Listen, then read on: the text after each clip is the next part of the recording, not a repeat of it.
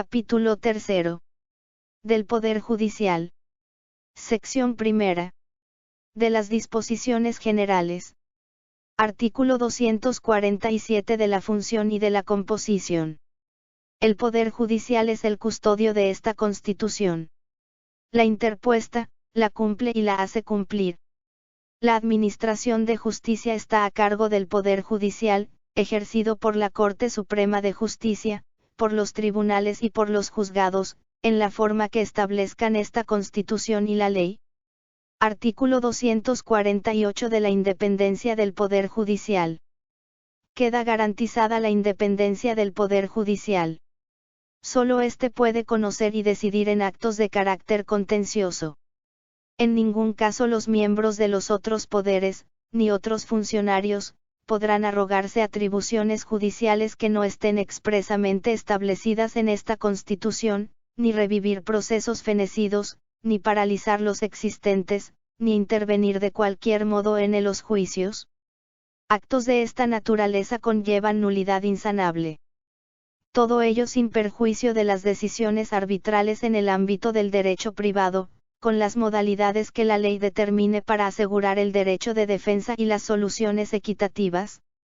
Los que atentasen contra la independencia del Poder Judicial y la de sus magistrados, quedarán inhabilitados para ejercer toda función pública por 5 años consecutivos, además de las penas que fije la ley.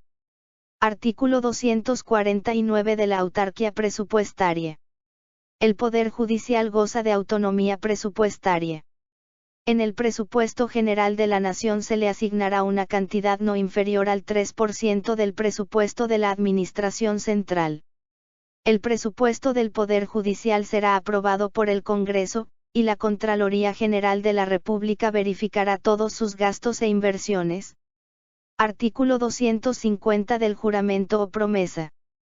Los ministros de la Corte Suprema de Justicia prestarán juramento o promesa ante el Congreso, al asumir sus cargos. Los integrantes de los demás tribunales y de los juzgados lo harán ante la Corte Suprema de Justicia. Artículo 251 de la designación. Los miembros de los tribunales y juzgados de toda la República serán designados por la Corte Suprema de Justicia, a propuesta interna del Consejo de la Magistratura. Artículo 252 de la inamovilidad de los magistrados. Los magistrados son inamovibles en cuanto al cargo, a la sede o al grado, durante el término para el cual fueron nombrados. No pueden ser trasladados ni ascendidos sin su consentimiento previo y expreso. Son designados por periodos de 5 años, a contar de su nombramiento. Los magistrados que hubiesen sido confirmados por 2 periodos siguientes al de su elección, adquieren la inamovilidad en el cargo hasta el límite de edad establecido para los miembros de la Corte Suprema de Justicia. Artículo 253 del enjuiciamiento y de la remoción de los magistrados. Los magistrados judiciales solo podrán ser enjuiciados y removidos por la comisión de delitos, o mal desempeño de sus funciones definido en la ley, por decisión de un jurado de enjuiciamiento de magistrados. Este estará integrado por 2 ministros de la Corte Suprema de Justicia, 2 miembros del Consejo de la Magistratura, 2 senadores y 2 diputados, estos 4 últimos deberán ser abogados. La ley regulará el funcionamiento del jurado de enjuiciamiento de magistrados. Artículo 254 de las incompatibilidades. Los magistrados no pueden ejercer, mientras duren en sus funciones, otro cargo público o privado, remunerado o no, salvo la docencia o la investigación científica, a tiempo parcial. Tampoco pueden ejercer el comercio, la industria o actividad profesional o política alguna, no desempeñar cargos en organismos oficiales o privados, partidos, asociaciones o movimientos políticos. Artículo 255 de las inmunidades. Ningún magistrado judicial podrá ser acusado o interrogado judicialmente por las opiniones emitidas en el ejercicio de sus funciones.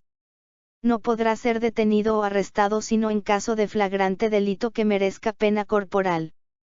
Si así ocurriese, la autoridad interviniente debe ponerlo bajo custodia en su residencia, comunicar de inmediato el hecho a la Corte Suprema de Justicia, y remitir los antecedentes al juez competente.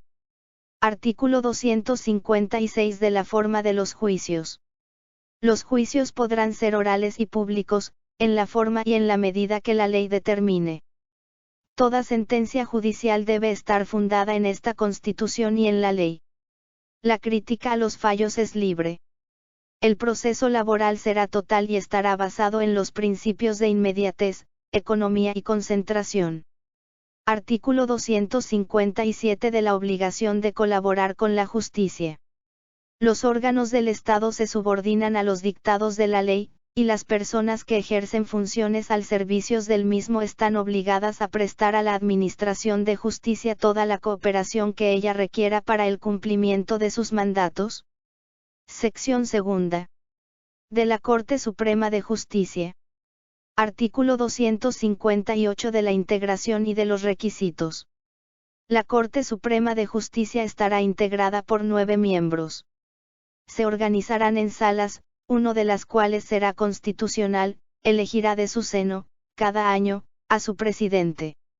Sus miembros llevarán el título de ministro. Sus requisitos para integrar la Corte Suprema de Justicia: tener nacionalidad paraguaya natural, haber cumplido 35 años, poseer título universitario de doctor en Derecho y gozar de notoria honorabilidad. Además, haber ejercido efectivamente durante el término de 10 años, cuanto menos, la profesión, la magistratura judicial o la cátedra universitaria en materia jurídica, conjunta, separada o sucesivamente. Artículo 259 de los deberes y de las atribuciones. Son deberes y atribuciones de la Corte Suprema de Justicia. 1. Ejercer la superintendencia de todos los organismos del Poder Judicial y decidir, en instancia única, los conflictos de jurisdicción y de competencia, conforme con la ley. 2. Dictar su propio reglamento interno. Presentar anualmente, una memoria sobre las gestiones realizadas, el Estado, y las necesidades de la justicia nacional a los poderes ejecutivo y legislativo. 3. Conocer y resolver en los recursos ordinarios que la ley determine. 4. Conocer y resolver, en instancia original, los habeas corpus, sin perjuicio de la competencia de otros jueces o tribunales. 5. Conocer y resolver sobre inconstitucionalidad.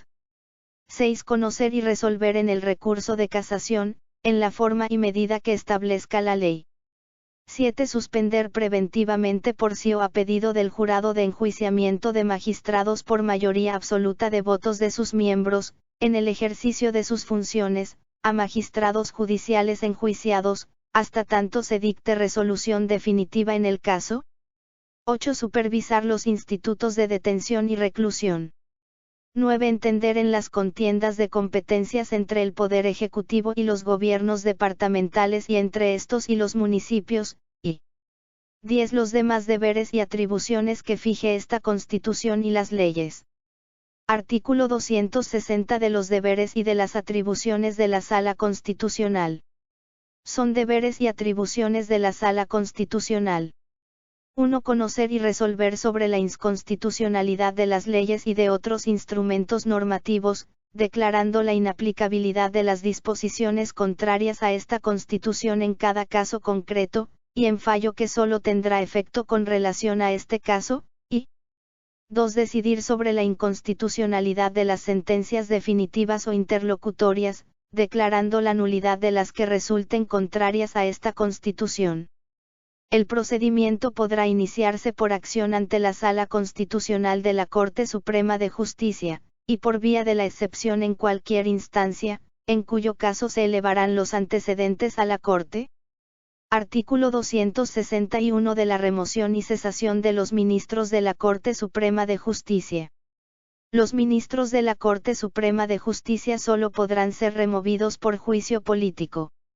Cesarán en el cargo cumplida la edad de 75 años. Sección tercera. Del Consejo de la Magistratura. Artículo 262 de la composición. El Consejo de la Magistratura está compuesto por 1. Un miembro de la Corte Suprema de Justicia, designado por esta. 2. Un representante del Poder Ejecutivo. 3. Un senador y un diputado, ambos nominados por su cámara respectiva. 4. 2 abogados de la matrícula, nombrados por sus pares en elección directa.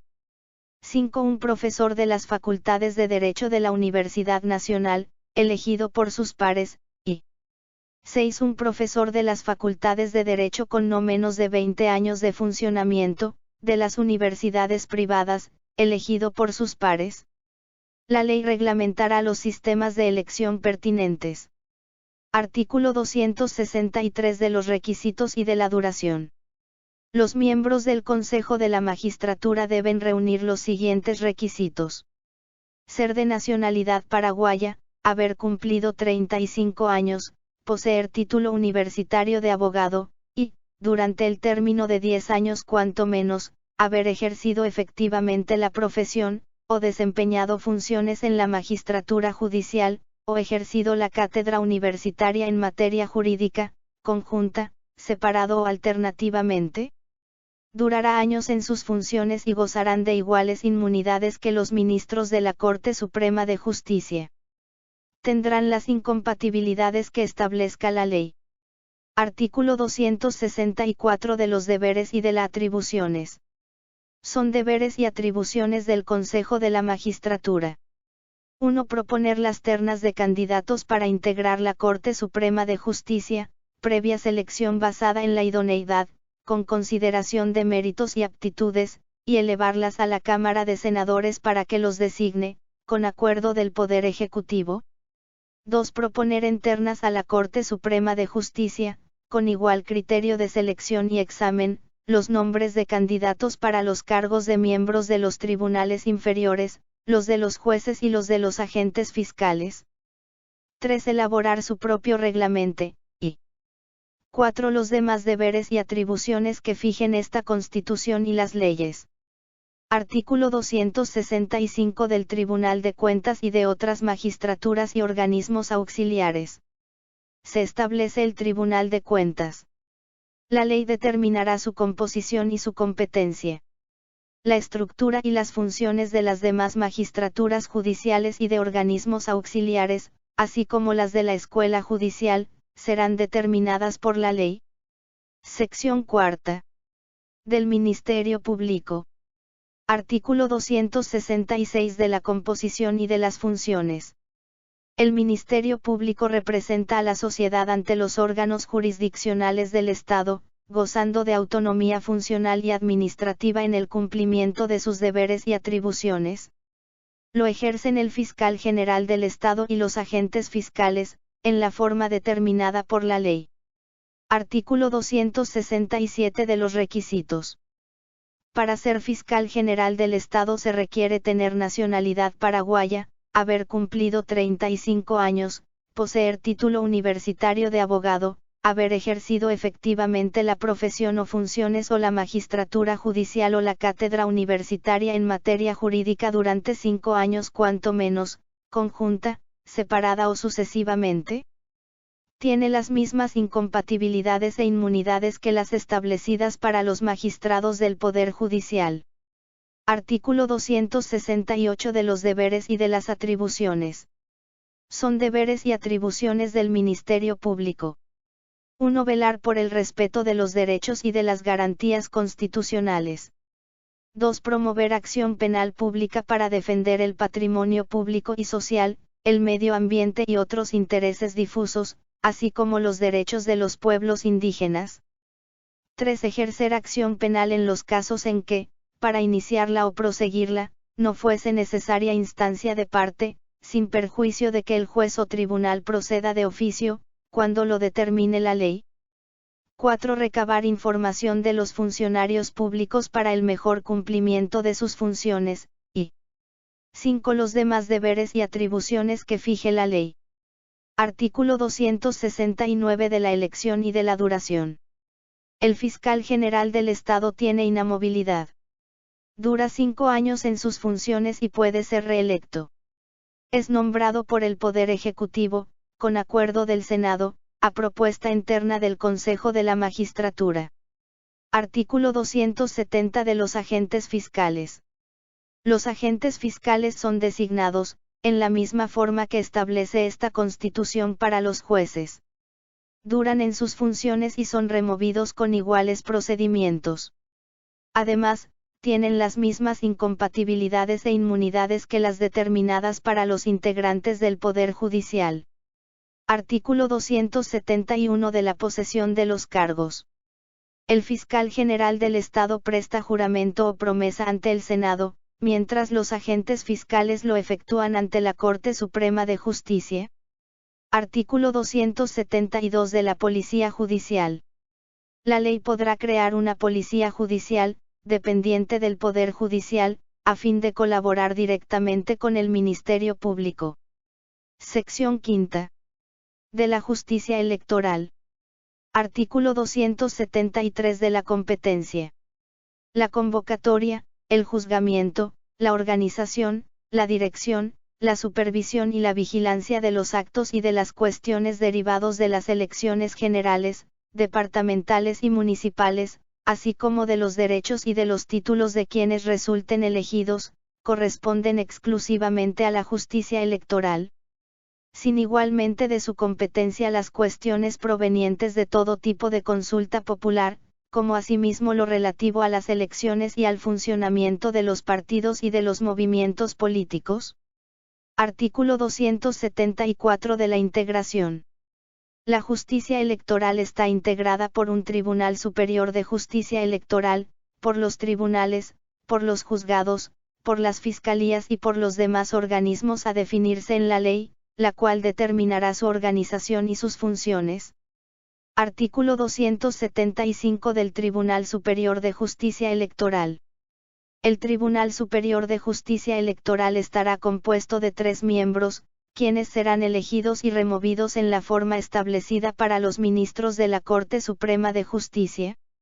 Los miembros del Tribunal Superior de Justicia Electoral deberán reunir los siguientes requisitos: ser de nacionalidad paraguaya, haber cumplido 35 años, poseer título universitario de abogado, y, durante el término de 10 años, cuanto menos, haber ejercido efectivamente la profesión, o desempeñado funciones en la magistratura judicial, o ejercido la cátedra universitaria en materia jurídica, conjunta, separada o alternativamente. La ley fijará en qué casos sus resoluciones serán requeribles ante la Corte Suprema de Justicia, la cual lo resolverá en procedimiento sumarísimo. Capítulo cuarto. De otros organismos del Estado. Sección primera. De la Defensoría del Pueblo. Artículo 276 del Defensor del Pueblo. El Defensor del Pueblo es un comisionado parlamentario cuyas funciones son la defensa de los derechos humanos, la canalización de reclamos populares y la profesión de los intereses comunitarios. En ningún caso tendrá función judicial ni competencia ejecutiva. Artículo 277 de la autonomía, del nombramiento y de la remoción. El Defensor del Pueblo gozará de autonomía e inamovilidad. Es nombrado por mayoría de 2/3 de la Cámara de Diputados, de una terna propuesta por el Senado, y durará 5 años en sus funciones, coincidentes con el periodo del Congreso. Podrá ser reelecto. Además, podrá ser removido por mal desempeño de sus funciones, con el procedimiento del juicio político establecido en esta Constitución. Artículo 278 de los requisitos, de las incompatibilidades y de las inmunidades. El Defensor del Pueblo deberá reunir los mismos requisitos exigidos para los diputados, y tiene las mismas incompatibilidades e inmunidades que las de los magistrados judiciales. Durante su mandato no podrá formar parte de ningún poder del Estado ni ejercer actividad político-partidaria alguna. Artículo 279 de los deberes y de las atribuciones. Son deberes y atribuciones del Defensor del Pueblo. 1. Recibir e investigar denuncias, quejas y reclamos contra violaciones de los derechos humanos y otros hechos que establecen esta Constitución y la ley. 2. Requerir de las autoridades en sus diversos niveles, incluyendo los de los órganos policiales y los de seguridad en general, información para el mejor ejercicio de sus funciones, sin que pueda oponérsele reserva alguna. podrá acceder a los sitios donde se denuncie la comisión de tales hechos. Es también de su competencia actuar de oficio. 3. Emitir censura pública por actos o comportamientos contrarios a los derechos humanos. 4. Informar anualmente de sus gestiones a las cámaras del Congreso. 5. Elaborar y divulgar informes sobre la situación de los derechos humanos que, a su juicio, requieran pronta atención pública, y 6. Los demás deberes y atribuciones que fije la ley. Artículo 280 de la regulación de sus funciones. Las funciones del defensor del pueblo serán reguladas por la ley a fin de asegurar su eficacia, pudiendo nombrarse defensores departamentales o municipales. Sección segunda. De la Contraloría General de la República. Artículo 281 de la naturaleza, de la composición y de la duración. La Contraloría General de la República es el órgano de control de las actividades económicas y financieras del Estado, de los departamentos y de las municipalidades, en la forma determinada por esta Constitución y por la ley. Gozará de autonomía funcional y administrativa. Se compone de un contralor y un subcontralor, quienes deberán ser de nacionalidad paraguaya, de 30 años cumplidos, graduados en Derecho o en Ciencias Económicas, Administrativas o Contables.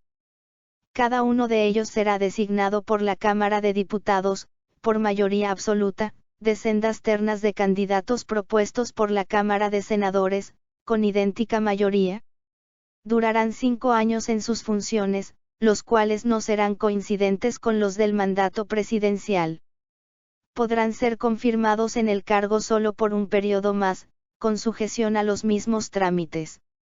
Durante tal lapso gozarán de inamovilidad, no pudiendo ser removidos sino por la comisión de delitos o por mal desempeño de sus funciones.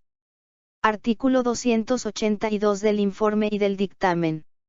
El presidente de la República, en su carácter de titular de la Administración del Estado, enviará a la Contraloría la liquidación del presupuesto del año anterior, dentro de los 4 meses del siguiente.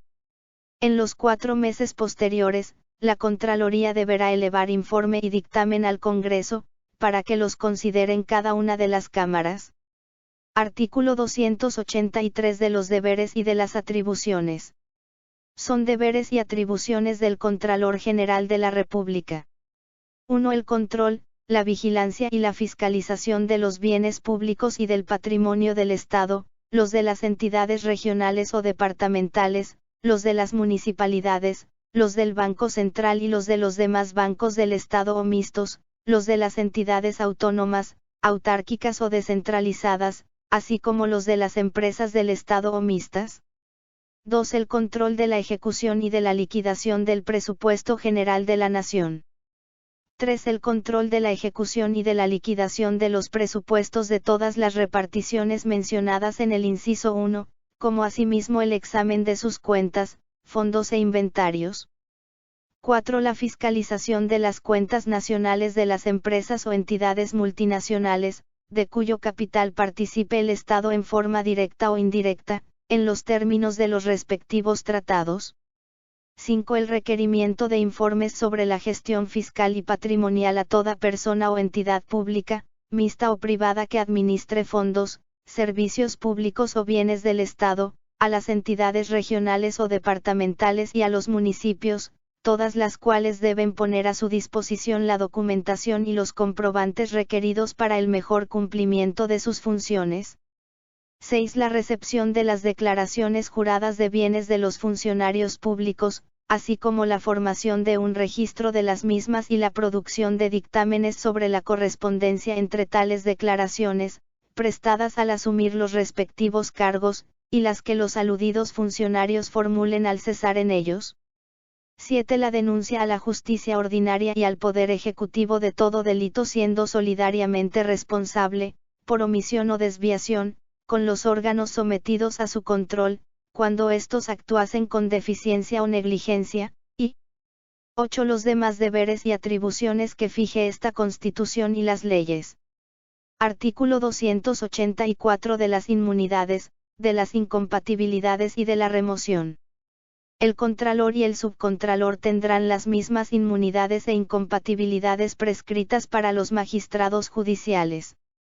En cuanto a su remoción, se seguirá el procedimiento establecido para el juicio político. Sección tercera. De la Banca Central del Estado. Artículo 285 de la naturaleza, de los deberes y de las atribuciones. Se establece una Banca Central del Estado, en carácter de organismos técnico. Ella tiene la exclusividad de la emisión monetaria, y conforme con los objetivos de la política económica del Gobierno Nacional, participa con los demás organismos técnicos del Estado, en la formulación de las políticas monetaria, crediticia y cambiaria, siendo responsable de su ejecución y desarrollo, y preservando la estabilidad monetaria. Artículo 286 de las prohibiciones. Se prohíbe a la Banca Central del Estado. 1. Acordar créditos, directa o indirectamente, para financiar el gasto público al margen del presupuesto, excepto. Y los adelantos de corto plazo de los recursos tributarios presupuestos para el año respectivo, y.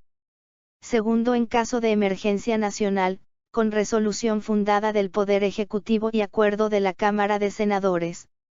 2. Adoptar acuerdo alguno que establezca, directa o indirectamente, normas o requisitos diferentes o discriminatorios y relativos a personas, instituciones o entidades que efectúan operaciones de la misma naturaleza, y 3. Operar con personas o entidades no integradas al sistema monetario o financiero nacional, salvo organismos internacionales.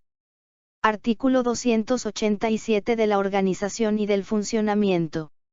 La ley regulará la organización y funcionamiento de la Banca Central del Estado, dentro de las limitaciones previstas en esta Constitución. La Banca Central del Estado rendirá cuentas al Poder Ejecutivo y al Congreso Nacional sobre la ejecución de las políticas a su cargo.